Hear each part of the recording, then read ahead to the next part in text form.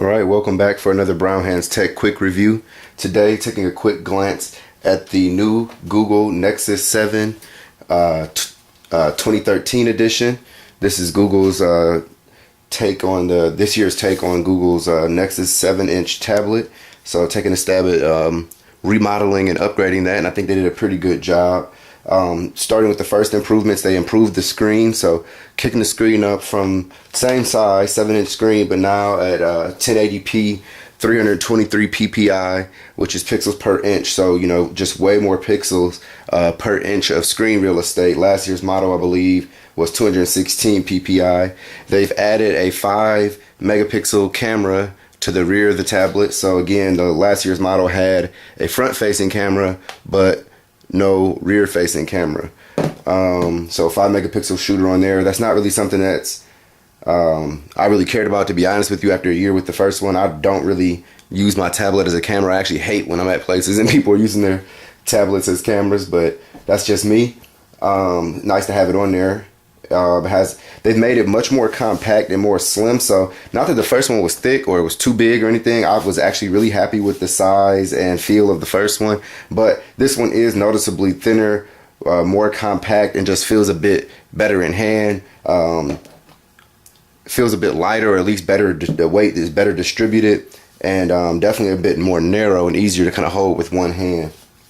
So I think Google did a good job there. One area I was I'm a little torn on is I really did like the finish on the back of last year's Nexus 7. So they had this almost like a fake leathery kind of feel to it with the little dimples in it. I really thought it was a nice finish. It feels good in hand.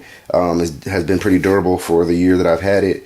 And then the new one is going with a much more condensed packaging altogether. The tablet itself feels much more condensed. You just got the screen, which blends really well right into the back, where there's this more condensed hard back, but with the soft touch plastic feel on the back. And then they've changed the orientation of the Nexus sign, and of course having Asus logo on the back there still.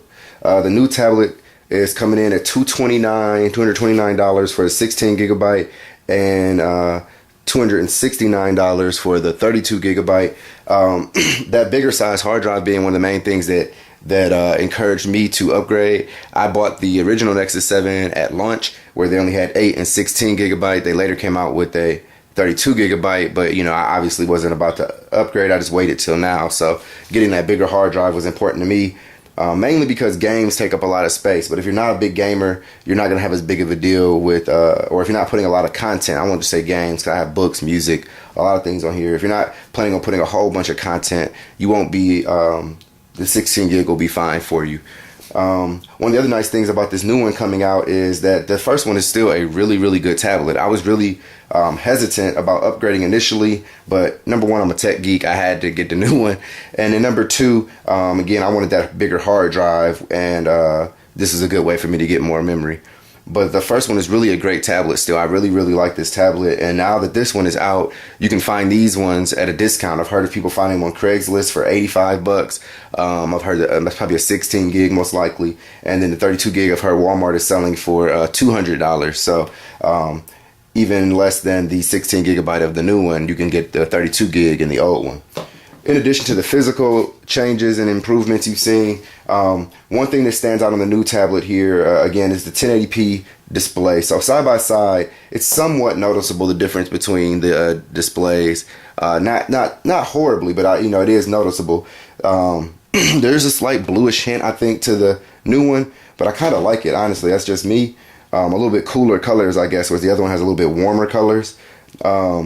But all in all, you can see the higher resolution on the new screen. I think it's most apparent probably in some movies. I play a little bit of movie side by side and see too much of a difference. Another improvement is the stereo speakers. One of my complaints of the old tablet was that there was just the one speaker along the bottom of the tablet here. So now they have added dual speakers, stereo speakers on either side of the device. Though I will say it's still not as loud as I'd like to see it. So I am just getting the device. I got a little bit early, and actually if you get to the store, you can probably pick it up early as well. Best Buy, Walmart, a couple stores have been letting it go. I've had mine now for about 2 days, but I still haven't played with it much because I've just been a process of rooting it and getting all my apps and everything set back up. One thing I'll definitely say is the new processor in here. They've improved the processor in the new version, stepping it up a bit. They've got a Qualcomm Snapdragon S4 processor at 1.5 gigahertz. Basically, it's just a better processor, a newer, more improved processor, as well as a better graphics chip. And that starts to show when you're playing games. Playing a little bit of Grand Theft Auto earlier, and I'm not sure if it'll show up on the video or not, but just a much smoother game with rendering and just much more smooth all around. I noticed the same thing when I was playing NBA 2K on here, whereas on the first edition one, and I played a lot of games on here, and it handles most games pretty well, but just a noticeably little more stuttery, a little bit skipping, little sputters here and there that you don't see on the new one. And this is just initial impression, so but all in all, the first one can hold its own. Just a little bit better on the new one, just noticeably better on the new one. And I'm sure I'd see that even more as I start to play more graphics intense games, as I start to play with it a bit more here.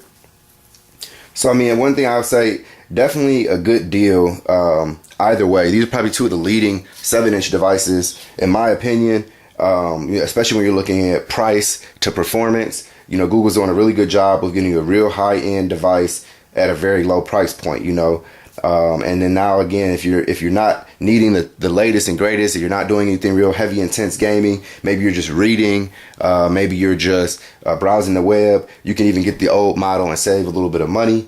So either way, coming out on top, I would definitely recommend checking out both tablets. All right, more to come as I get more time playing with this tablet and trying out the new stuff on it. I'll definitely have to update with more videos and more information. Thanks for checking out my video. Check me out on brownhandstech.blogspot.com.